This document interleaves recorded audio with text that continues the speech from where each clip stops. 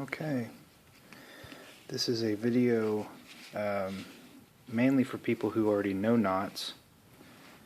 That doesn't mean if you don't know knots you can't learn these knots, but or you can't use this video. But the purpose of this film is to teach those people who know knots a method to memorize knots, and also some grammar as far as how to teach some knots.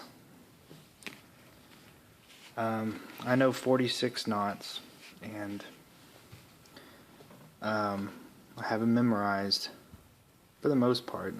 I do forget. Seems to be the same ones from time to time. But to remember 46 knots, I had to kind of do a certain order technique to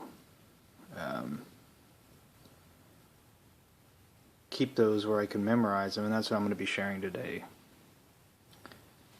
Okay, so we begin. Let's see, is there anything else I need to say? This is, for basically for teaching knots. Okay. So, I guess we'll start here. People typically, if you want to use two words, or you can just say pickically. Pickically, people know what you're talking about though, but people typically will call the working end the tag end. I don't really like that because a tag doesn't really, the word tag does not inherently have a meaning of working. A tag end is just the shorter end, and I guess you could say the end that you typically use where I'm saying typically too many times now. The shorter end is usually the working end, or the end you're working with. So I can understand how they're talking about that. But tag end, it sounds nice, but it just doesn't. I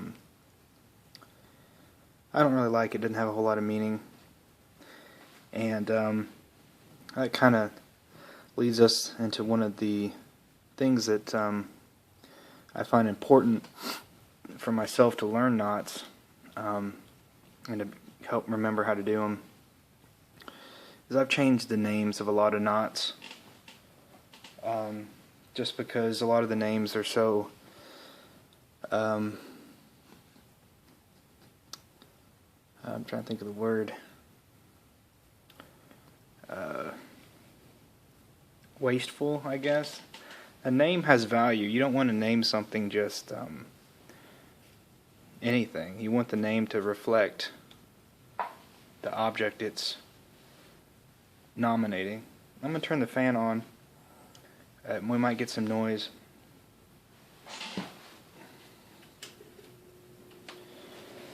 Getting a little warm.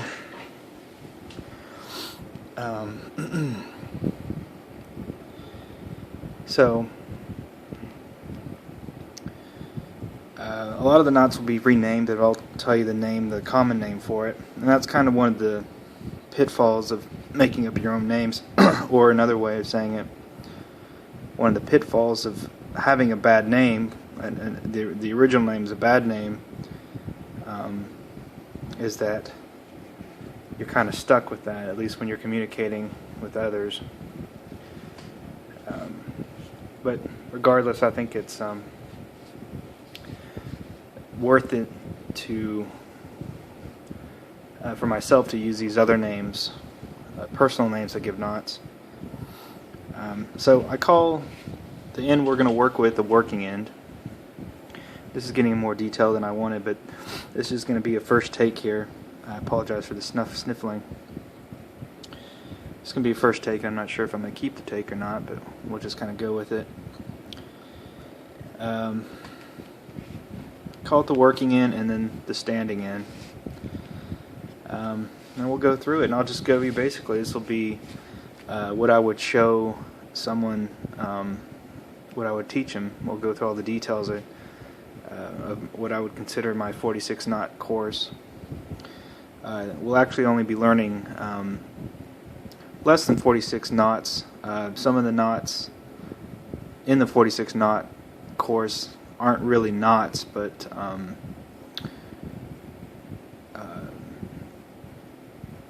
techniques to store rope or to repair rope. Well, I guess those are knots, but yeah, there are some things in here that aren't knots. And then, excuse me, one of the knots that I have, I consider to be very kind of dangerous, powerful, whatever you want to call it. I got Rolaids powder in my throat. Suffer from heartburn, and Rolaids, they used to be real good, and then I guess there was some kind of controversy with the Rolaids company, some kind of contaminant in their Rolaids or something, but they were off the market for, I guess, years, and they come back and their new Rolaids are not the same. They're much harder and powdery, and they don't dissolve in your mouth, leave this powder and you choke on it. So there is one knot that I consider too powerful that I would only show someone personally, because the Bible here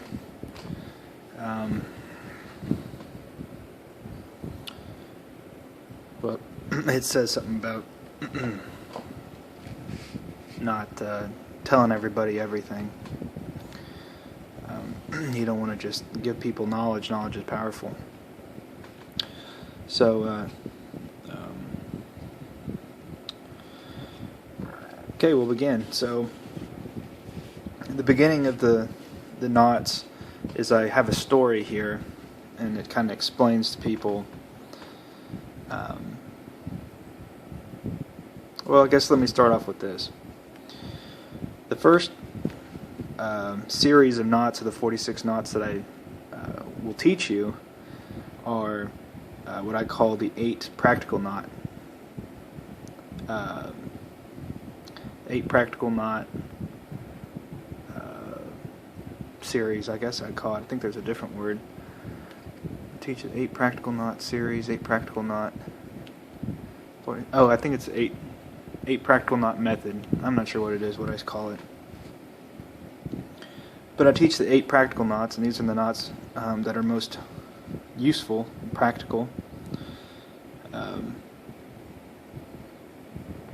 And again,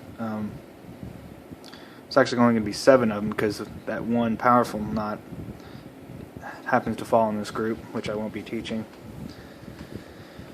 Okay, so I guess since we're on categories here, the idea would be I would have a pupil, and I'd say, okay, you want to know knots? I'll teach you the 8 practical knot method, or the 8 practical knot series. I can't remember that. I had a word for it. I can't remember what it was. Teach you the 8 practical knot method, and you get those memorized, and we move on to the next category of knots. And the pupil in mind, like a young man that's interested in knots. It could be anybody, but just kind of make a video game out of it. Video game, whatever you want to call it. You get these 8 practical knots down, then we'll move on to the speedy knots. And there's an 8 speedy knot course, and you get those memorized, and then we verify that you still have the 8 practical knots verified. Then we'll move on to the rescue knots. And I'll teach you the rescue knot series.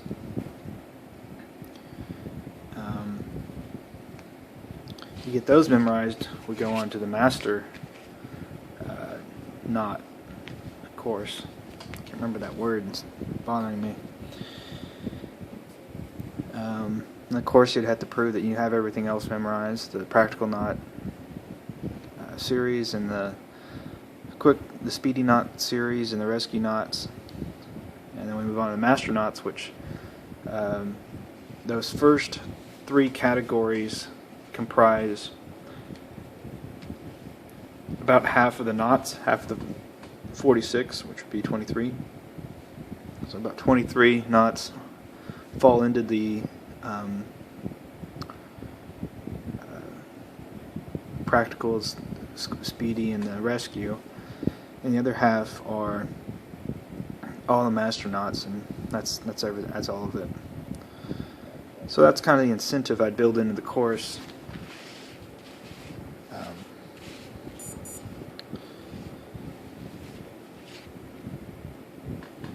And of course, at the end of the course, well, I guess it's not of course, but kind of having some verbal diarrhea over here. At the end of the course, well, the person would be able to learn that secret knot, powerful knot that I've been referencing, and that would be the incentive. So we begin the practical 8-knot method,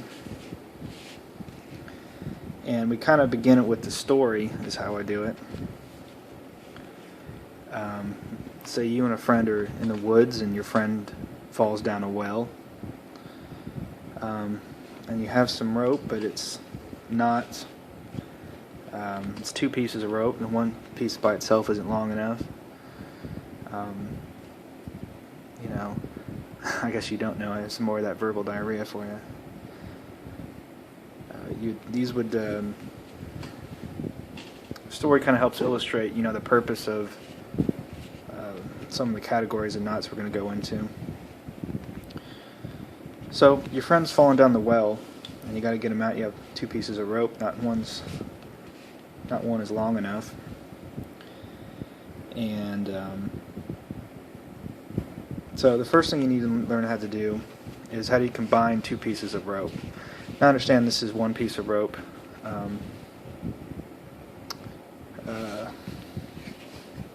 Yeah, it'll be fine. I could get 2 different colors. It might be good for visual stimulation, or not stimulation, but